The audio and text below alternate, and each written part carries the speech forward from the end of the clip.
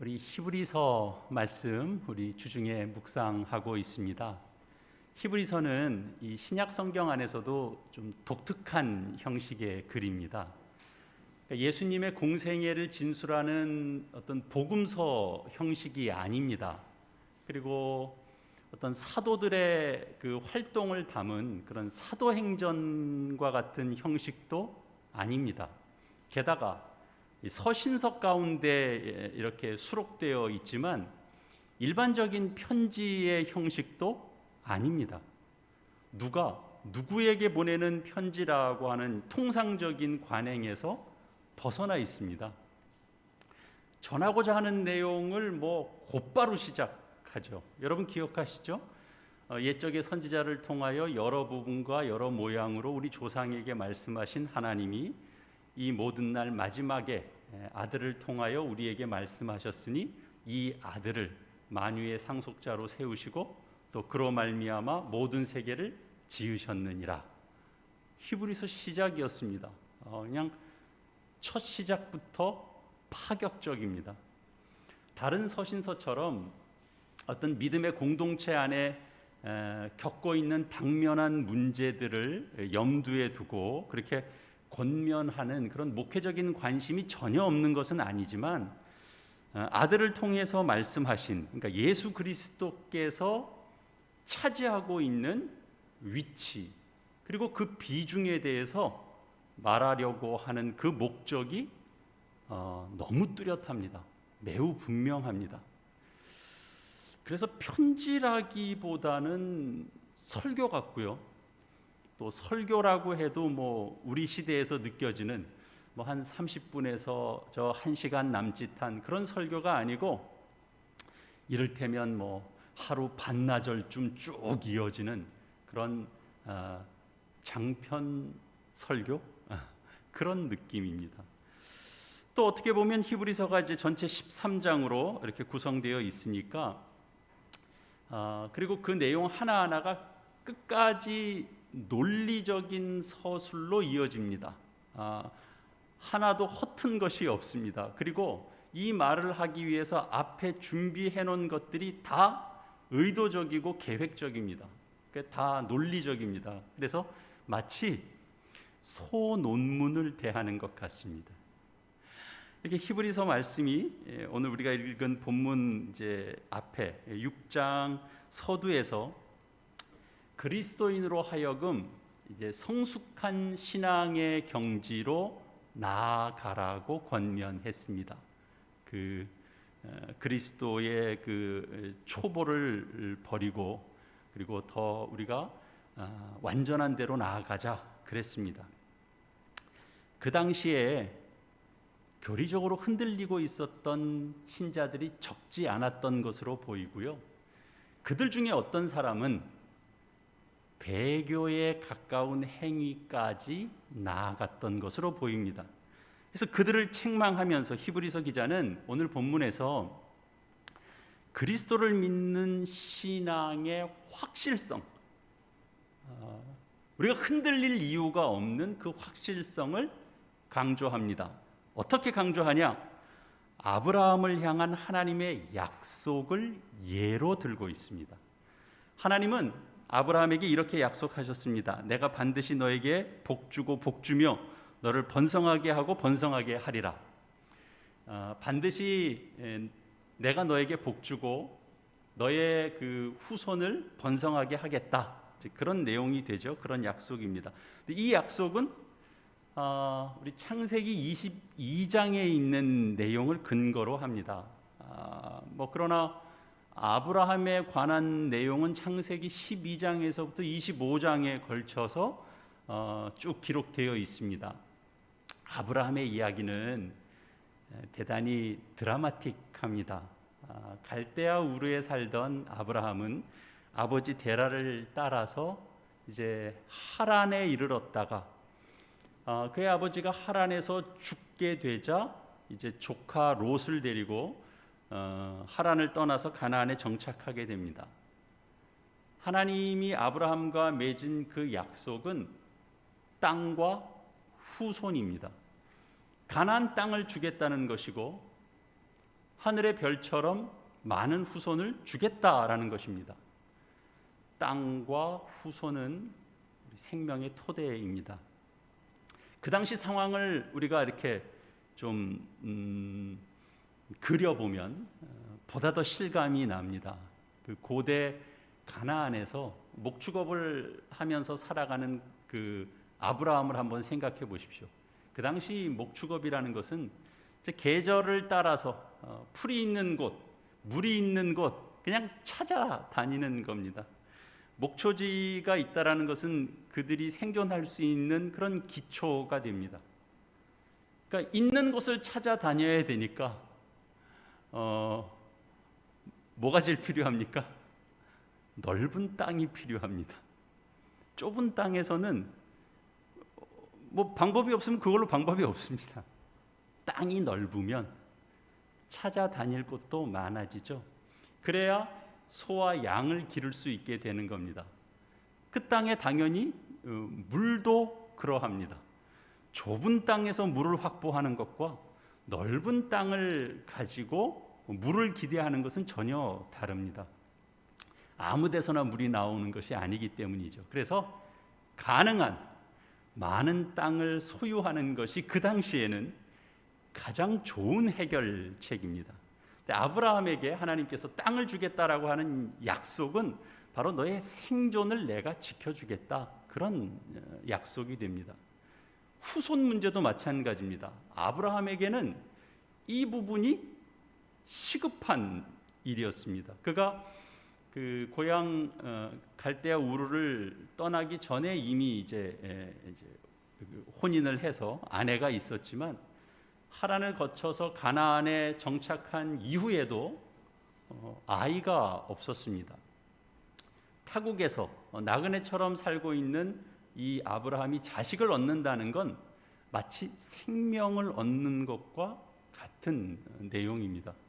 오랫동안 아이가 없었고 그리고 나이는 들어가고 있었기 때문에 이 자식에 대한 희망을 이제는 접어야 되겠다라고 생각하는 그 순간에 하나님은 아브라함에게 그 후손의 번성을 약속해 주셨습니다. 그리고 그 약속대로 아브라함은 그 약속의 자녀 이삭을 얻었고, 이삭은 야곱과 에서를 낳고 또 그 뒤로 이어지는 그 자손들을 통해서 그들은 하나님의 약속대로 큰 민족을 이루었습니다. 제가 앞에서 히브리서는 조금 그 다른 성경책들과 다른 독특한 형식을 갖고 있다, 마치 한 편의 긴 장편 설교 같기도 하고 신학 논문 같기도 하다 그랬습니다. 히브리서는 구약 성경에서 소개하고 있는 아브라함을 향한 약속, 그 우리가 알고 있는 그 약속을 있는 그대로 전달하고 있는 것이 아니고 여기에 해석을 담고 있습니다. 그래서 이 약속이 담고 있는 신학적인 의미를 두 가지로 설명했는데요. 첫째는 자기를 가리켜 맹세하여 모든 일에 최후 확정이 된다라는 것인데요. 이 약속이 단순한 약속이 아니다. 이 약속은 하나님이 자신을 두고 맹세한 약속이다, 그런 차원이라는 거죠. 당신 자신을 두고 맹세하신 13절에 있는 내용이고요. 하나님의 이 약속은 이 모든 논쟁을 그치게 하는 그런 보증이 된다라는 거죠. 그런 내용은 이제 16절에 있습니다. 최후 확정이니라, 이런 표현이 되어 있죠. 여러분, 맹세를 하려면 자신보다 큰 것 또는 자신보다 상위에 있는 어떤 것을 두고 맹세하게 됩니다.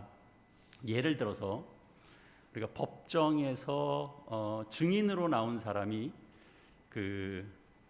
자기를 포함하여 모든 국민들에게 강제력을 가지고 있는 법 앞에서 맹세를 하는 겁니다. 그러니까 법이라는 건 내 개인이 갖고 있는 개인 사견보다 높은 것이거든요. 큰 것이거든요. 그것 앞에서 맹세하는 겁니다. 그래서 내 이 맹세가 헛된 것이고 거짓말을 한 것이라면 내 사견보다 상위에 있는 그 법에 따라서 내가 벌을 받게 됩니다. 근데 이런 거를 놓고 이제 증언을 하고 그러는 거죠.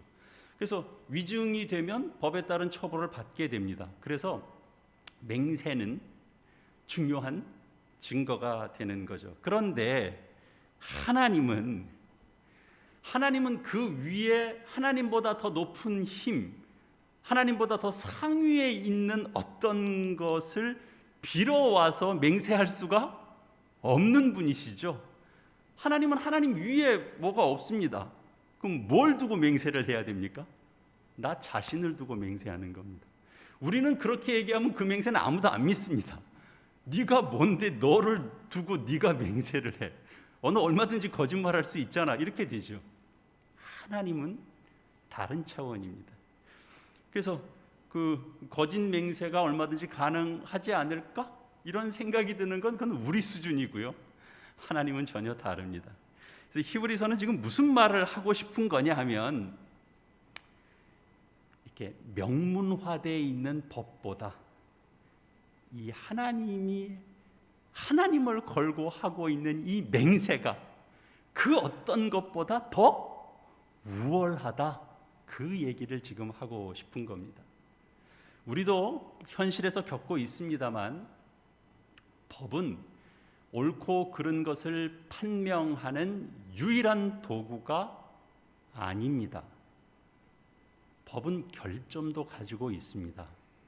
물론 잘 보완된 법 규정도 있습니다만 여전히 인간 사회에서의 법은 허술한 부분이 있어서 귀에 걸면 귀걸이, 코에 걸면 코걸이, 그렇게 되는 약점도 있습니다. 그래서 이 무슨 그 법의 내용이 아니고요.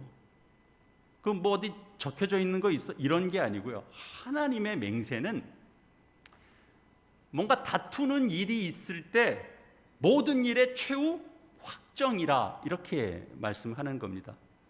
다른 말로 쉽게 말하면 하나님의 맹세는 모든 시시비비를 끝낸다, 중단시킨다. 하나님의 약속은 그런 성격이다. 하나님이 맹세하신 것은 그런 성격이다. 그런 의미죠. 그래서 우리는 히브리서 말씀에서 아브라함에게 하신 약속, 그러니까 약속으로 맹세하신 것에 의미를 부여하고 있는 이 히브리서 말씀을 보고 있는 겁니다. 이 말씀은 우리가 이렇게 읽어보면 너무나 당연한 말입니다. 그렇구나, 히브리서 기자가 지금 이야기하고 있는 말이 맞구나. 두 번째로는 하나님은 거짓말을 하실 수 없는 분이시기 때문에 그 약속은 변하지 않는다. 그런 내용이 되죠. 18절에 있는 내용입니다. 이는 하나님이 거짓말을 하실 수 없는 이 두 가지, 변하지 못할 사실로 말미암아. 여러분은 이 히브리서 기자의 이런 설명 어떤 생각이 드십니까? 하나님은 거짓말하지 않습니다. 아니, 그분은 거짓말을 하실 수 없습니다. 거짓말을 하시면 하나님은 하나님이 아니십니다. 맞습니다. 무엇이 하나님의 말씀인가 아닌가를 분간하려면 그것이 거짓인가 아닌가를 우리는 보면 압니다. 그런데 여기에도 어려움은 있습니다. 인간의 입장에서 보면 아닌 것 같아 보이는 것이 느껴진다라는 거죠. 하나님의 약속이 안 이루어지는데, 두려움이 없어진다는데 난 여전히 두려운데, 먹고 사는 문제를 책임져 주신다는데 나는 하루하루가 간당간당한데, 이런 느낌이 든단 말이죠. 그래서 하나님도 세상 어느 정치인들처럼 빌 공짜 쓴 공약을 남발하시나? 이런 생각이 든단 말이죠. 근데 그런 말을 하는 게 믿지 않는 불신자들이 하는 말이 아니고, 엉뚱한 사람들이 하는 말이 아니고, 하나님을 아는 사람들이, 믿는 사람들이, 약속이 뭔지도 알고 약속도 붙들고 있는 사람들이 그런 말을 하게 되죠. 너무 진심을 담아서 얘기하면 너무 불경스러우니까 하나님도 약간 공약을 남발하시나 이러면서 약간 농담 뭐 좋고 비슷하게 이렇게 슬쩍 흘리고 넘어가게 되죠. 너무 진지하게 하면 그 번개라도 칠 것 같잖아요. 그렇게 됩니다. 하나님의 약속이 거짓이 아니고요. 정작 문제는 사람들이 자기 필요에 따라서 자기 마음대로 자신이 원하는 것을 하나님의 말씀이라고 주장하고 있는 것이거나, 또는 인간이 무엇이 참된 진실인지를 제대로 분간하지 못하고 인식하지 못할 때가 많다라는 사실 앞에 놓여 있기 때문에 그렇습니다. 히브리서는 분명하게 언급합니다. 하나님은 본질적으로 거짓말을 하실 수가 없는 분이시다. 하나님은 진리이시다. 그 의미입니다. 오늘날 우리 시대는 이런 하나님의 말씀을, 이런 약속을 그다지 마음에 두고 있지 않는 것 같습니다. 그 대신에 무엇을 더 마음에 두나요? 내가 스스로 계획하는 어떤 것, 그런 것에 더 신경 씁니다.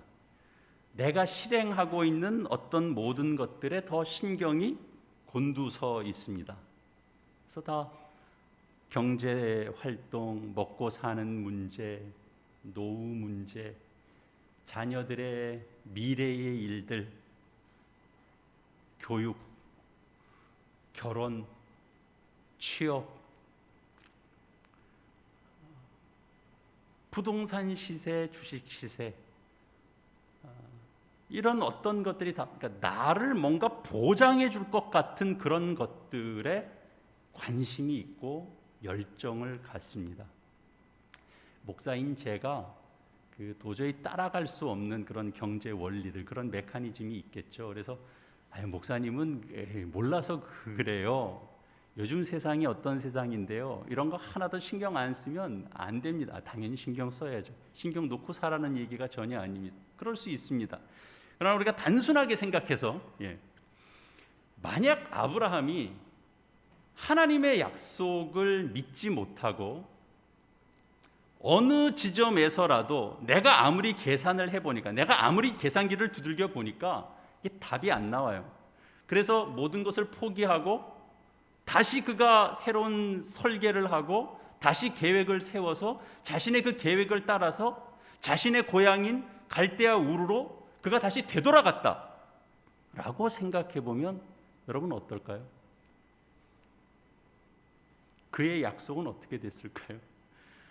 어쩌면 우리는 지금 우리의 생명을 하나님께서 지키신다, 보장하신다, 그런 하나님의 약속이 주어지고 있는데 그 약속 믿지 못하니까 우리 주변에 있는 모든 것들을 통해서 어떤 것든 다 투기의 대상으로 삼는다든지, 아이들의 신앙 교육보다 아이들의 성적 교육에 더 많은 관심을 갖는다든지 그렇게 되어버리지는 않는지 모르겠습니다. 그렇게 되기 때문에 사실 우리 사회에서는 자꾸 강남으로 시선이 모이는 것 같습니다. 강남, 그래야 아이들의 교육도 어떤 터전의 문제도 뭔가 해결을 보게 되는 어떤 내용이 이 속에 있다라고 생각되기 때문일 겁니다. 오늘 우리가 읽은 본문의 15절에 이런 말씀이 있습니다. 아브라함이 끈기 있게 기다려서 하나님이 약속하신 것을 받았다고 합니다. 그가 이같이 오래 참아 약속을 받았느니라. 그러나 이 말씀은 우리 성경 전체가 강조하는 그 강조점에 비추어서 이해해야 되는 내용입니다.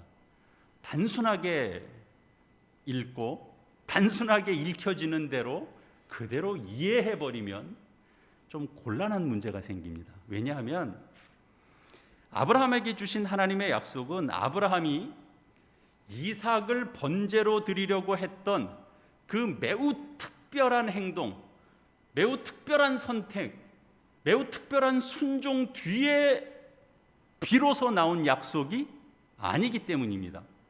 여러분, 아브라함을 처음 부를 때도 12장에서도 내가 너를 큰 민족을 이루고 내게 복을 주어 내 이름을 창대하게 하리니 너는 복이 될지라, 그렇게 말씀을 주시며 부르셨습니다. 15장에서도 아브라함을 밖으로 이끌고 나가서 하늘을 보라 그러고 그리고 저 뭇별들처럼 내 자손도 이와 같으리라, 이렇게 약속하신 바가 있습니다. 이삭 없을 때입니다. 아브라함에게 뭘 보고 하신 약속이 전혀 아닙니다.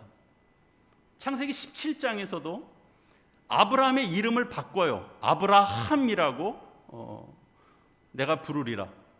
그리고 내가 너를 여러 민족의 아버지가 되게 해주겠다, 그렇게 약속을 하신다고요.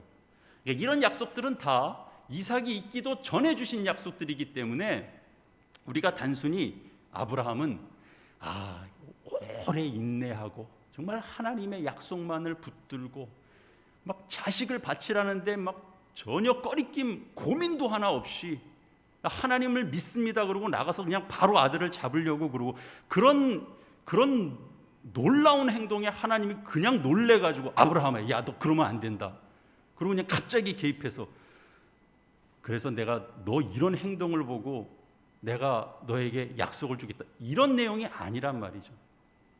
하나님은 이미 아브라함을 부르실 때 땅과 후손을 주시겠다라고 하신 겁니다.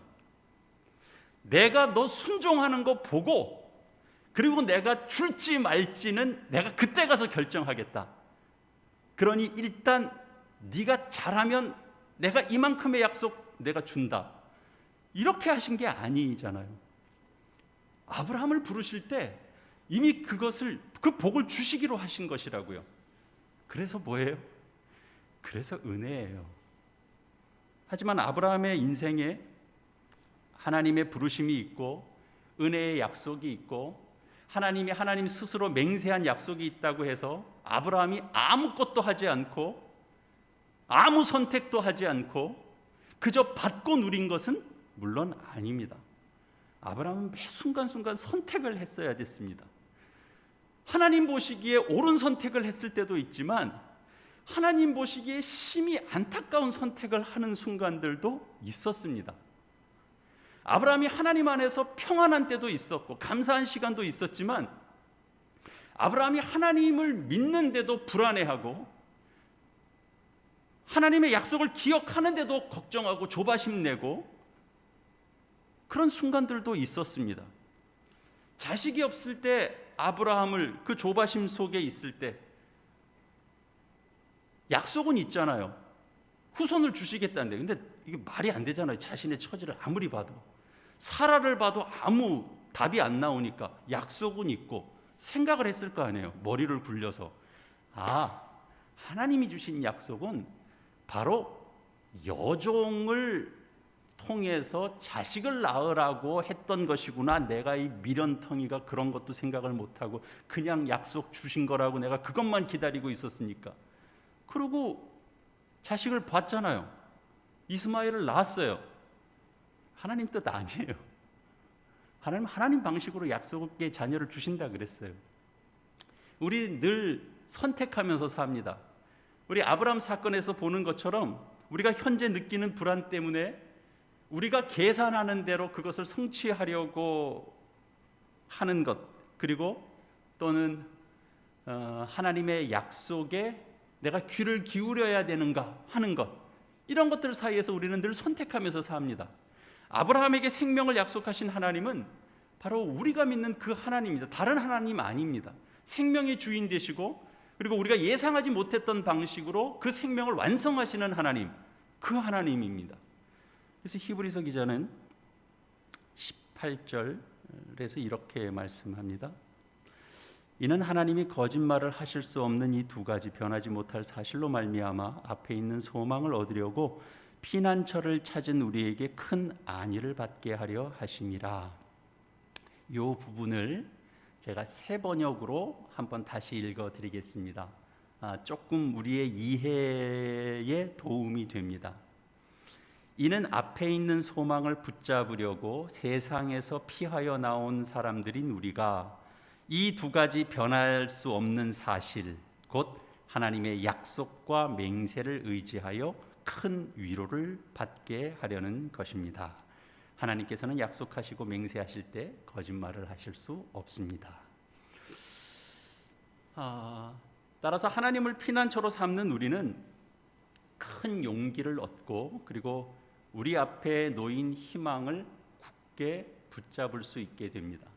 성경은 왜 하나님을 피난처라고 말할까요? 피난처라는 단어는 시편에 자주 등장하죠. 유대인들이 일상적으로 많이 사용하는 단어이기도 합니다. 근데 그 말이 있는 것 자체가 시편에서 자주 이 피난처가 등장하고 있다라는 말 자체가 무엇을 전제하죠? 우리의 삶이 안전하지 않다라는 걸 전제로 합니다. 오늘 본문의 배경이 되는 그러니까 아브라함의 시대나 또는 그 히브리서가 기록되었던 그 초기 기독교 시대나 끊임없이 생존의 위협이 늘 있었습니다. 뭐 시대가 다르니까 겪는 어려움이 당연히 다를 수밖에 없었지만 어쨌든 이게 생존의 위협입니다. 생존. 이게 죽느냐 사느냐 이런 문제가 있는 거예요. 하나님 안에서 살면 이런 문제는 없어야 되잖아요. 근데 아브라함도 겪었고 그리고 초기 우리 기독교 그 성도들도 동일하게 느꼈다라는 겁니다. 아브라함의 경우는 후손이 없다라는 사실 때문에 그런 생존의 위협도 있었지만 초기 기독교의 경우에 그 공동체의 경우에는 이 유대교의 핍박 그리고 로마 제국의 핍박 이런 것 때문에 생존의 위협을 당했습니다. 죽느냐 사느냐의 문제입니다. 아브라함은 하나님의 약속을 피난처로 삼았고 그리고 초기 기독교인들은 히브리서 말씀이 강조하고 있는 예수 그리스도를 피난처로 삼았습니다. 그런데 여러분 잘 생각해 보십시오. 실제로 그들에게 하나님과 예수님이 피난처였을까요? 아브라함이 하나님 안에서 그 약속을 이루시는 하나님의 손길 속에서 자식을 얻었습니다. 약속대로 얻었나요? 아니요. 하나 얻었습니다. 하나님이 무뼈를 보여주시고 하나 주시면 이거 너무한 거 아닙니까? 자신이 계획해서 보았던 자식이 하나 더 있었죠. 이스마엘. 이스마엘은 이삭이 태어나고 나서 얼마 되지 않아서 그들 곁을 떠났습니다. 하나님의 약속으로 이삭을 얻긴 했지만 그걸로 생존의 위기가 다 해소가 됐나요? 이스마엘이 떠나는 것처럼 이삭이 떠날 수도 있는 거 아닌가요? 이삭이 죽을 수도 있는 거잖아요. 그럼 어떻게 되는 거예요?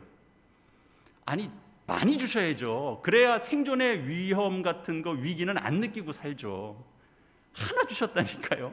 얼마나 불안불안하겠어요. 무슨 하나님의 약속을 이루시는 게 그래요. 죽으면 또 준다는 믿음으로 살면 되지. 이거는 너무 현실을 우리가 너무 아브라함하고 우리하고 너무 이렇게 거리를 두고 하는 말이죠. 우리 문제라고 생각해 보세요. 절대로 그럴 수가 없죠. 그 당시에는 그렇지 않습니다. 삶의 위기가 계속되는 겁니다. 실제로 그랬습니다. 그들이 큰 민족을 이룬 뒤에도 여전했죠.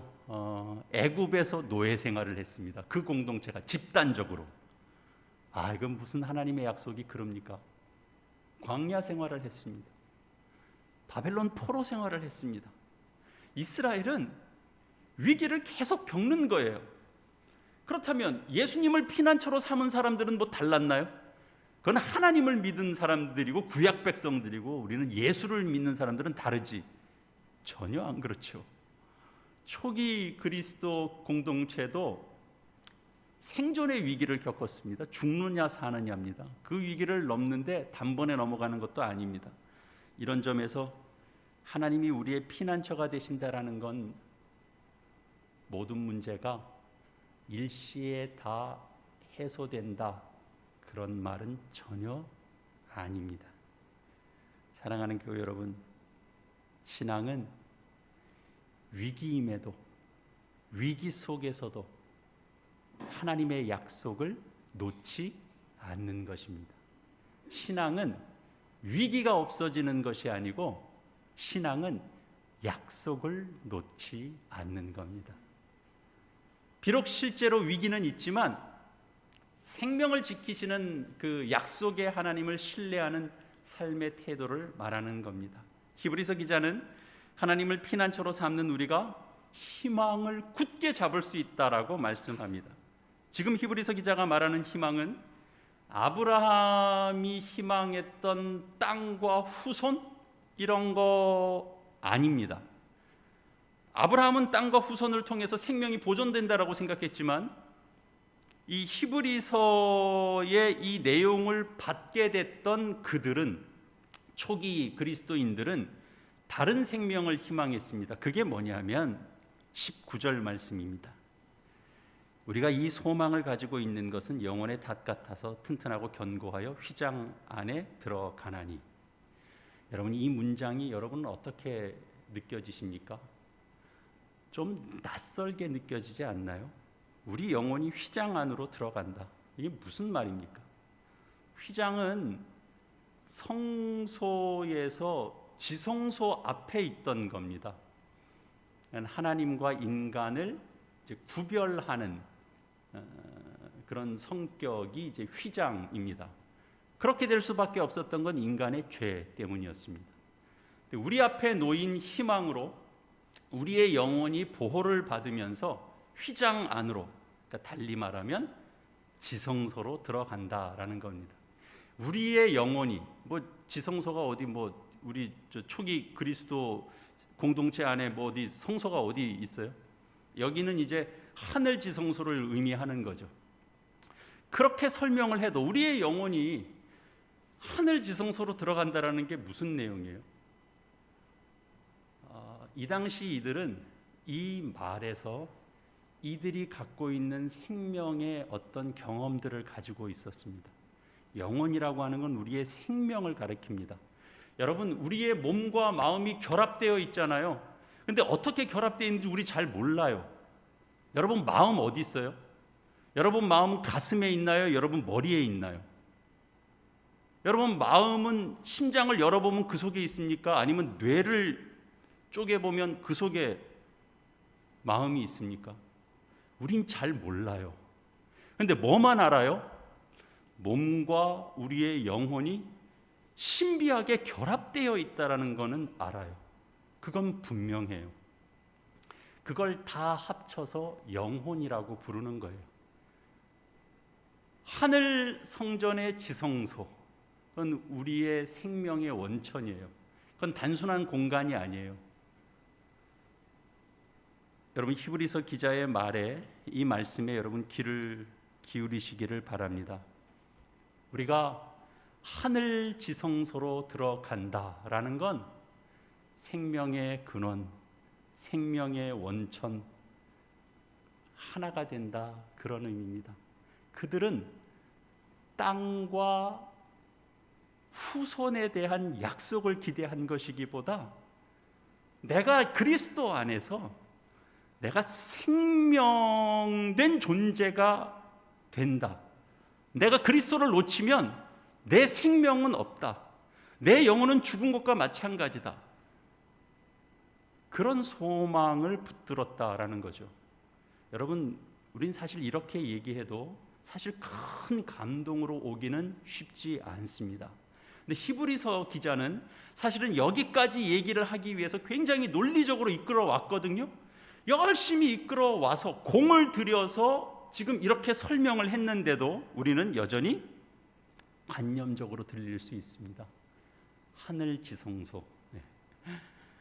그런데 이 내용은 바로 이런 겁니다. 여러분, 씨앗 아시죠? 씨앗 같은 겁니다.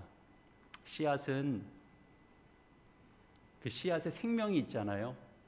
씨앗이 꽃을 피우죠. 열매를 맺게 하죠. 꽃이 피고 열매가 맺어질 때 비로소 우리는 뭘 알죠? 그때 심었던 씨앗이 뭔지를 그때 압니다. 여러분, 씨앗만 봐서 여러분 압니까? 이 씨앗이 도대체 무슨 꽃으로 필런지 우리는 사실 잘 모릅니다. 무슨 밥알 한 톨이 말라 비틀어져서 있는 건지 어디서 떨어진 작은 조각인지 모릅니다. 그런데 심어서 어느 정도 시간이 지나서 그것이 꽃이 피게 될 때 우리는 비로소 압니다. 이게 백일홍이었구나, 이게 물망초였구나, 이게 해바라기였구나, 이게 나팔꽃이었구나. 해바라기 그러는데 조그마한 씨앗, 해바라기 씨앗을 생각하는 사람은 없습니다. 있기야 하겠죠. 대단히 특별한 사람입니다. 해바라기 그러면 다 성장한 해바라기, 그거를 생각하게 됩니다. 쭉 자란 해바라기. 마찬가지입니다. 아브라함을 부르신 하나님의 부르심에는 그 안에 순종도 담겨져 있는 겁니다. 이삭을 바치는 데까지 나아가는 그 순종이 씨앗처럼 아브라함을 부르실 때 하나님 그 속에 담아 놓는 그 생명력입니다. 여러분 이해가 되십니까? 히브리서 말씀이 우리에게 주시는 말씀도 동일합니다. 너희는 약속 안에 있는 자녀다. 하나님, 저 이렇게 믿음이 없는데요, 저 어떻게 해야 그 아브라함이 받은 그런 약속 저도 받을 수 있나요? 여러분, 그게 아니고요, 여러분들을 부르실 때 하나님이 이미 여러분들 속에 하나님 앞에서의 신앙, 하나님 앞에서의 순종, 그것을 씨앗으로 담아서 여러분들 속에 심기워 줬다고요. 그것을 가르치고 싶은 것이 창세기 말씀이고요, 히브리서 말씀이고요, 성경 전체의 말씀이에요. 씨앗을 보면서 꽃을 그려볼 수 있는 것처럼 그것이 허황된 게 아니잖아요. 여러분, 우리가 알잖아요. 이건 해바라기 씨앗이래요. 그럼 해바라기 씨앗을 손에 줬어요. 그럼 우리가 뭘 그려봐요? 해바라기 그리잖아요. 그랬다고 우리를 이상한 사람으로 봐요? 아니에요. 그게 맞아요. 그게 진실이고 그게 사실이에요. 얼마든지 그런 소망, 꿈, 희망을 가질 수 있어요. 너희가 그 생명의 휘장 안으로 들어가게 될 것이다. 우리는 그걸 바라보는 게 하나도 이상한 게 아니에요. 내 믿음이 이런데요? 아니요. 하나님이 알고 부르셨다니까요. 그 속에 있는 생명력으로 거기까지 끌고 가신다니까요, 하나님께서. 그래서 우리에게 믿음이 필요한 거예요.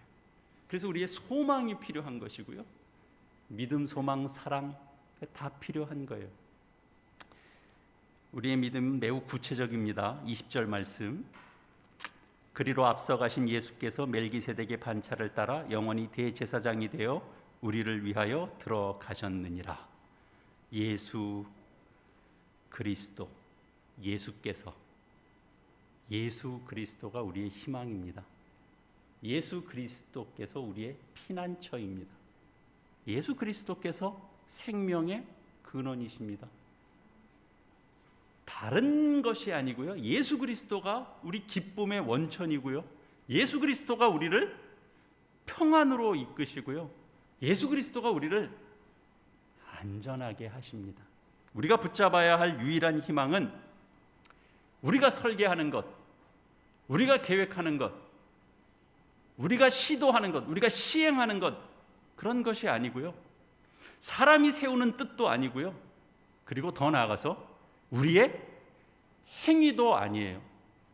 그래서 제가 그 말씀 잘 읽어야 된다고 그랬잖아요.